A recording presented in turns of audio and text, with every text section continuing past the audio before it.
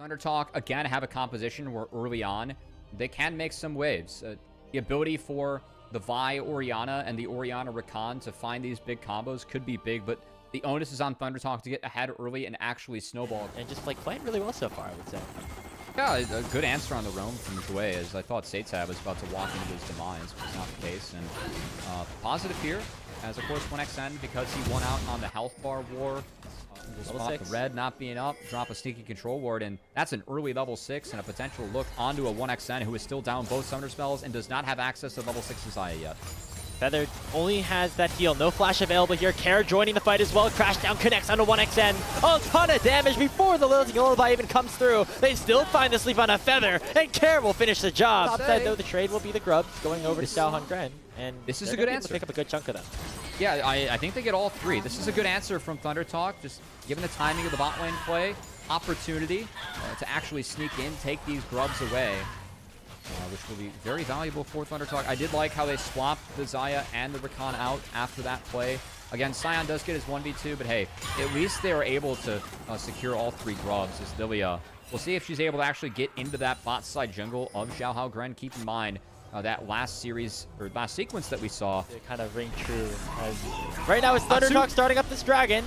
Here comes that hot soup right down into 1xN onto the back line. But look at the response for TT. They're going for a dive of their own. Shadow will fall. Both junglers are down to open up the fight. But now Sheer still in the back line. And 1xN still holding on to the Featherstorm. Forced the flash away. The force shot about to be issued. And just being dodged away from by the Featherstorm of the Xayah. Seitab will die in the mid lane as the rest of FPX will chase him down. As it's overall a 2-for-1 across the map that FPX will take control of. That was a good execute on the Shadow from ThunderTalk for the back half of that fight, as he was disconnected thanks to a really good ult from Sheer.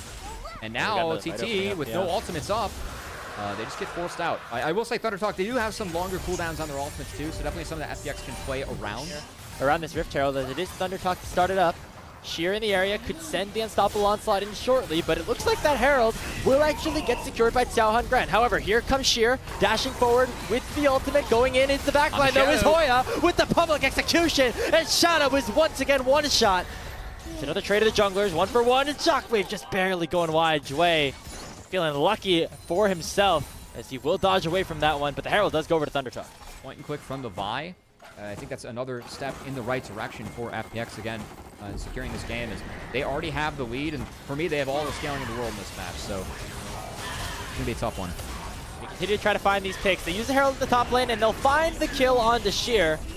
And nicely done by Xiaohan Gren to send himself into the Herald to make sure that he's not in danger of that passive coming through from Sheer. They're going to get the second tower, I think, too. Yeah, if that eye gets hit by the zombie Scion, I think it would have been a dead Herald. The fact that Herald connects means that it's an inner. That's a nice gold injection there for ThunderTalk, as a good play there from Xiaohao Gren and Seitab.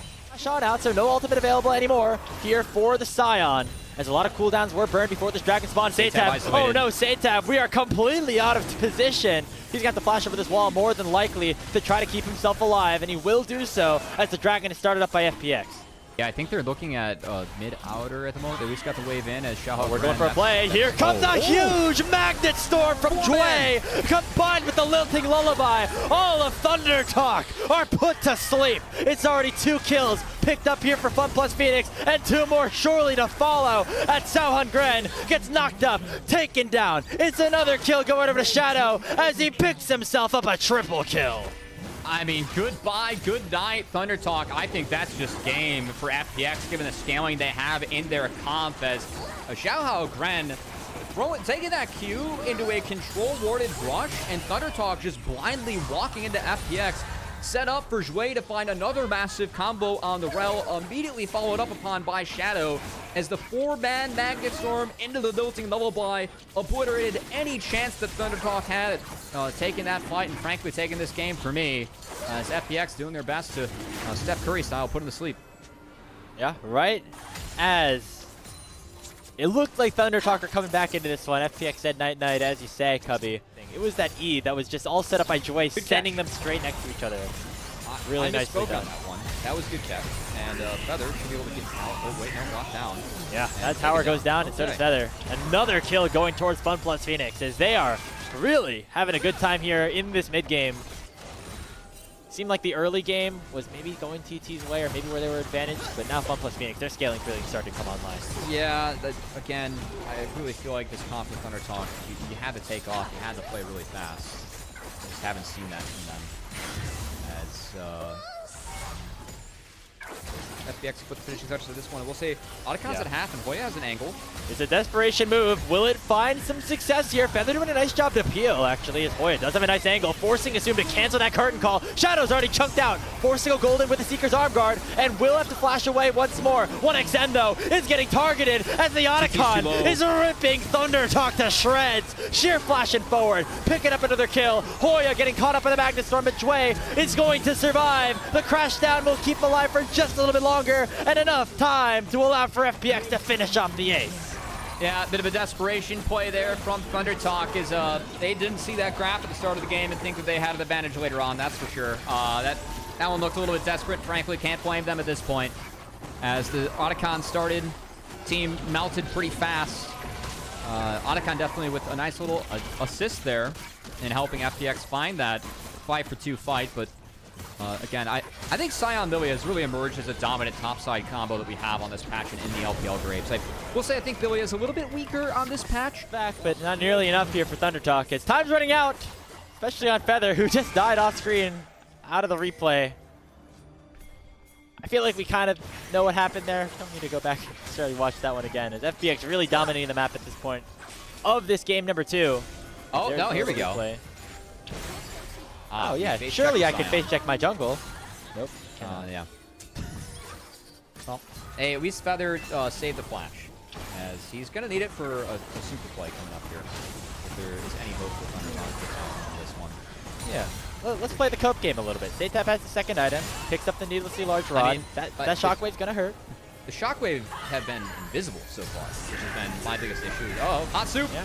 Time for dinner. Here comes Sheer, dashing in with the unstoppable onslaught. And onto the back line, Xiaohan Gren goes, but Jway is buying so much time, forcing the carries to go on to him, and the Rel just barely goes down as the Leandri from Saytap will be able to do the job. But the back line from FunPlus Phoenix is still untouched. Feather and Saytap are near 1 HP, and 1XN might be able to get there soon. Everyone's still alive. The deadly flourish takes down Feather, and 3 more kills go FPX's way.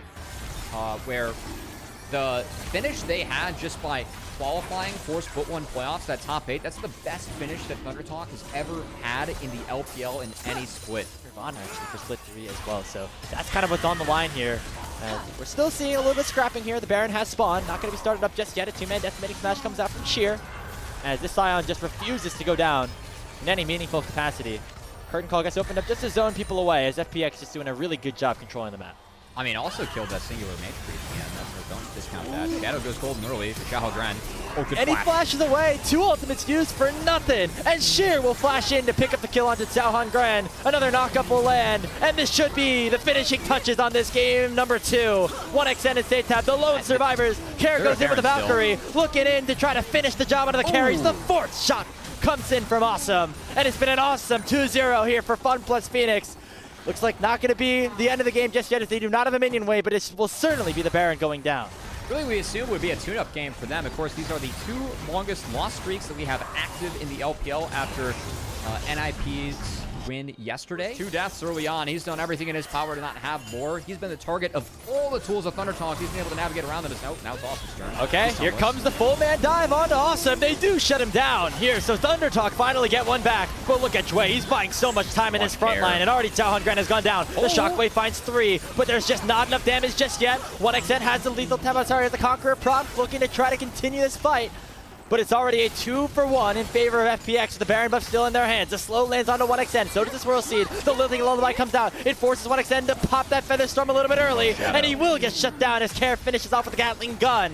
Into the mid lane they go. FunPlus Phoenix looking to close out this game and break open the base. Really great movement by Shadow getting away from the Feathers. As again, 1XN doing his damnedest this game. Just not even close to being enough. Using their solo queue data. You have beef with this robot, dude. ThunderTalk's comp was better late. I had so much beef with that. Breaks every rule I know for League of Legends in the last 5 years. Jway is going to get hunted at least. This should be him going down, but I've seen crazier things before. He's gonna pop the Magnet Storm, buy a lot of time, Jway on the Great Escape, and here comes the reinforcements. It's gonna be Jway surviving, and ThunderTalk once again on the run as they've been throughout this entire series as FunPlus Phoenix now going for another fight onto Hoya. And it looks like that will be the Mbesta falling. And here comes that choo-choo train. It's a double kill in for Care. Hextech Soul not even needed. As it's just the bot lane left alive. Lilting Lullaby comes down to the 1xN. He doesn't have that Feather Storm just yet. He will get woken up to watch the rest of his base crumble by the wayside. It's a full ace picked up for FunPlus Phoenix as they get back in the win column here in the second round robin by 2-0ing ThunderTalk. No Hextech Soul, but they do pad the KDAs. And a good tune-up game for FPX's, man, Care dropping a nuke on the map with the 12-0-12. These were some of the best highlights from today's matchup. Which moment was your favorite? Let me know in the comment section below. This is OP, and I'll see you tomorrow. Take care.